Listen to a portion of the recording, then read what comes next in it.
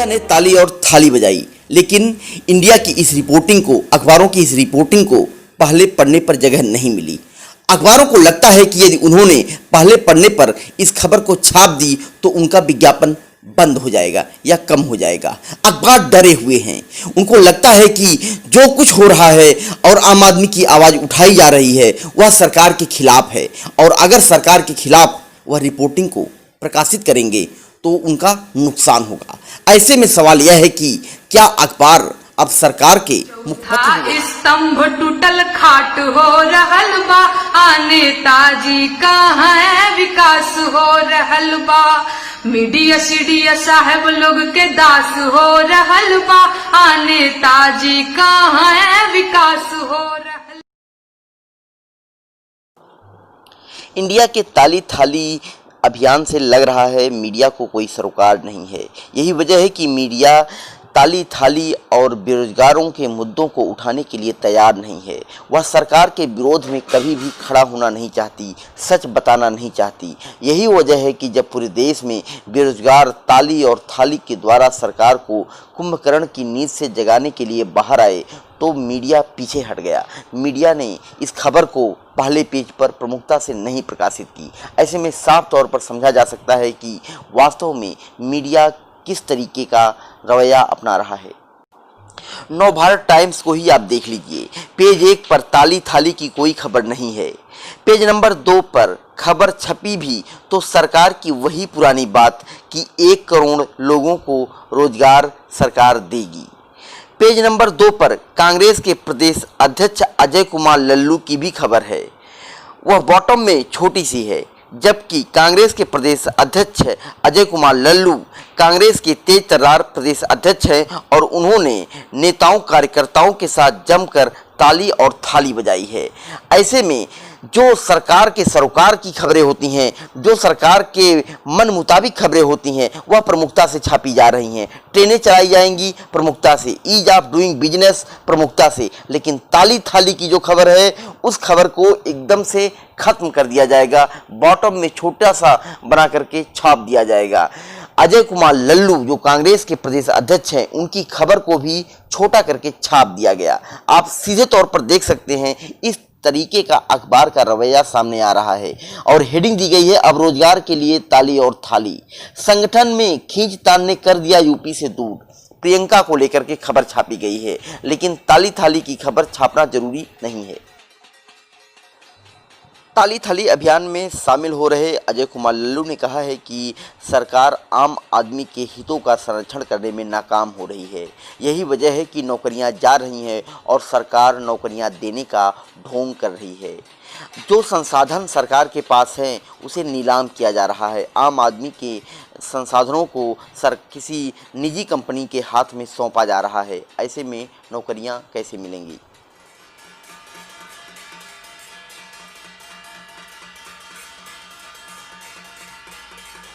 Samajwadi party के कई नेताओं ने भी ताली और थाली बजाकर विरोध प्रदर्शन दर्ज करवाया।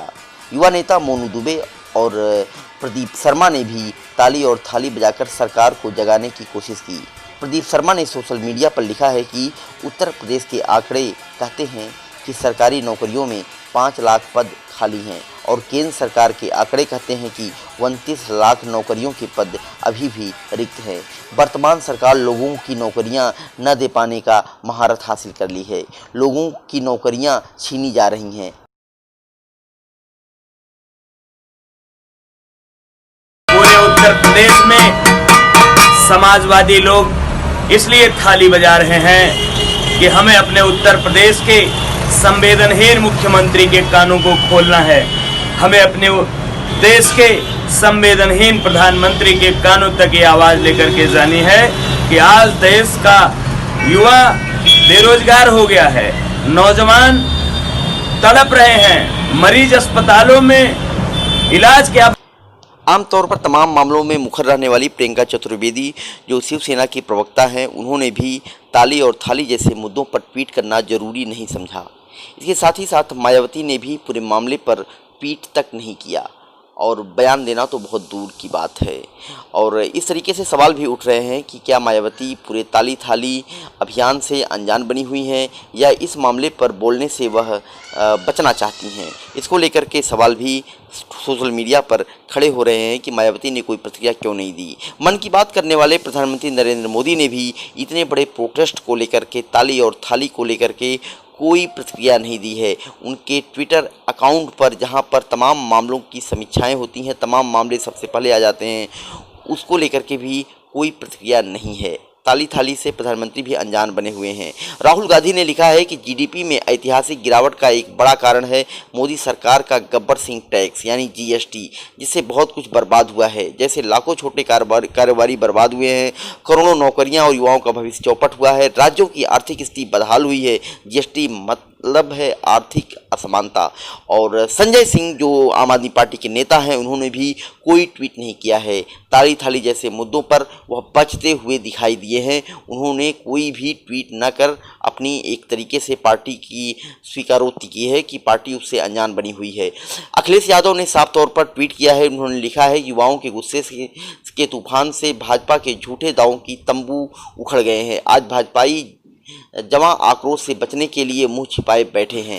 सपा की मांग है कि सरकार युवाओं, छात्रों, परीक्षार्थियों और अभ्यर्थियों की राजधानी लखनऊ के यूनिवर्सिटी, जो लखनऊ यूनिवर्सिटी है, वहाँ पर भी प्रोटेस्ट देखने को मिला।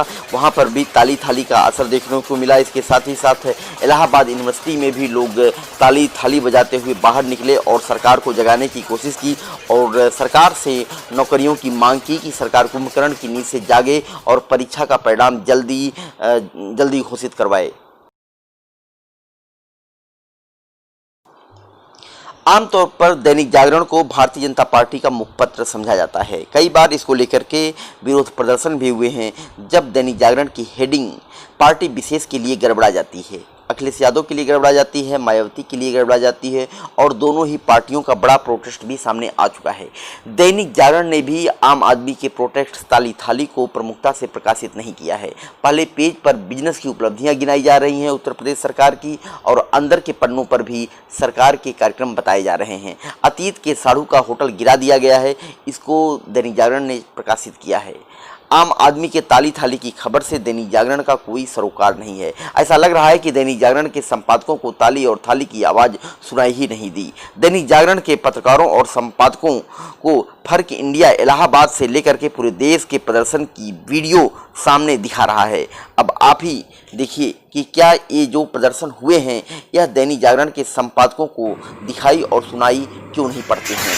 उनके कान ऐसे समय में पहले हो जाते हैं।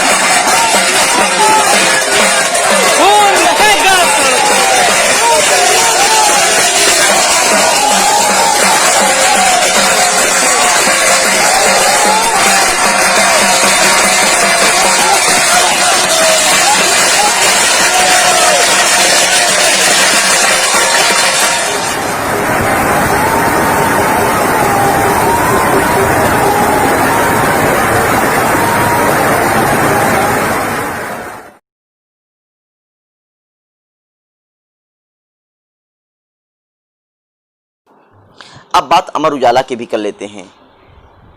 अमर उजाला में गड़बड़ियों और आरक्षण के खिलाफ खबरें माइक्रोस्कोप लगा करके छापी जाती हैं और कहा जाता है कि अमर उजाला से कोई खबर बच नहीं सकती, लेकिन अमर उजाला के संपादकों से ताली और थाली की खबर छूट गई।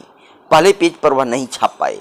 पहले पेज पर प्रकाशित करने की हिम्मत अमर उजाला भी नहीं कर पाया, क्योंकि सत्ता प्रतिष्ठान उसे विज्ञापन देने से रोक देगा।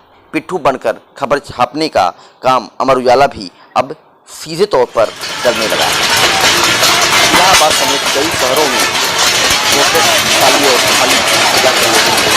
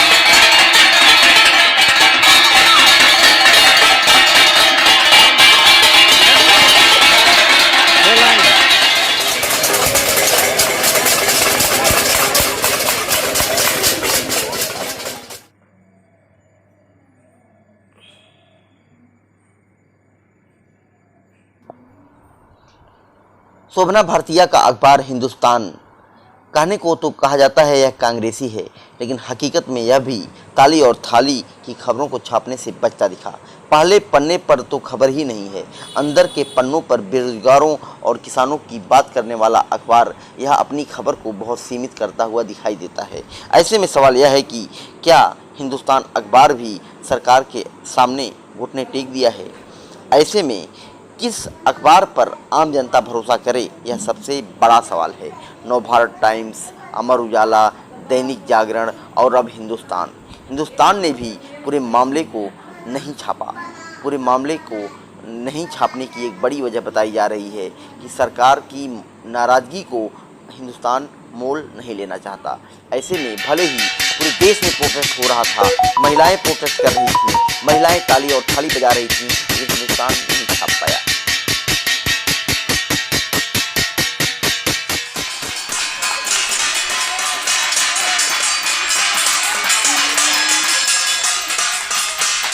सवाल यह है कि क्या आम आदमी की आवाज़ को अखबार प्रकाशित नहीं कर रहे हैं, इसके पीछे सरकार की मंशा है, या सरकार से उन्हें फ़ोन चला जाता है देर शाम कि कौन सी खबर या फला खबर को पहले पेज पर लेना है, पहले पन्ने पर लेना है, और फला खबर को पहले पन्ने पर नहीं लेना है।